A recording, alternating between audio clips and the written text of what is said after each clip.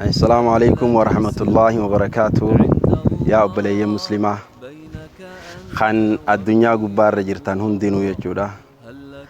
Sadaqaan daangaa hin qabdu, rabbiin isiniif haa laaffisu isiniin jechaadha. Masjiidni kun akkuma agartanitti Masjiidul Najjaash jedhama. Iddoon inni itti argamu Dirree Dhawaa Araddaa Duwwaa 8 specifically ganda Gooroo Aadee jedhamu keessatti argama. Gandi kun masjiidni kun gargaarsuma gartee ummanni muslimaa ahlul khayriin godhuuni masjiidni kun ijaaramu jira. Akkuma agartani masjiidni kun fooqiidha.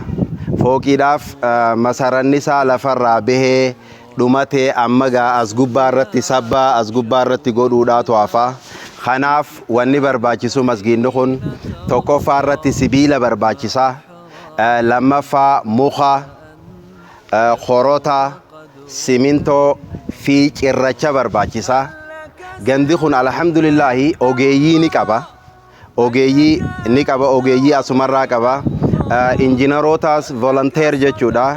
Volunteer khayruma irratti ahlul khayroota gartee rabbumaaf je'ee dizaayina nu dalagee asi gartee nu gargaaru jirutu jira. Tanaafuu rabbiin isiniif haa laaffisu.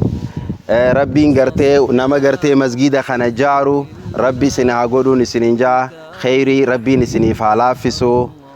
Niyaa teessan rabbi isin haa guutu. Silaagaa namni addunyaa tanarra jechuudha. Hanga xiqqaa tokko hanga mana shimbirroo takkallee masgiida xiqqaa hanga gartee mana shimbirroo takkallee namni jaaree rabbiin jannata keessatti mana isaaf jaara. Tanaafuu rabbiin khayrii isiniif haa laaffisuun isiniin jaa. Masjiidni kun Masjiidul Najjaash jedhama. Ammaas akkaawuntii mataa isaanii qaba. Tanaafuu warra rabbiin laaffiseef hundinuu akkaawuntuma masgiidaa san irratti waan rabbiin laaffiseef haa nuuf ergu. Ijaanis dhufanii haa laalanii wanni tun dhugaa tahuu haa dhufanii laalanii. Dirree Dhawaa jechuudha. Takkaawoo kottoonii laga kottooniidha gama jirti iddoon tuni. Dhufanii silaagaa gurri nama amanaa jaan ijji'uuf amantii yoo dhufanii laalan irra khayrii qabaniin ja'a. Wassalaamu alaikum wa rahmatullahi wa barakaatuh.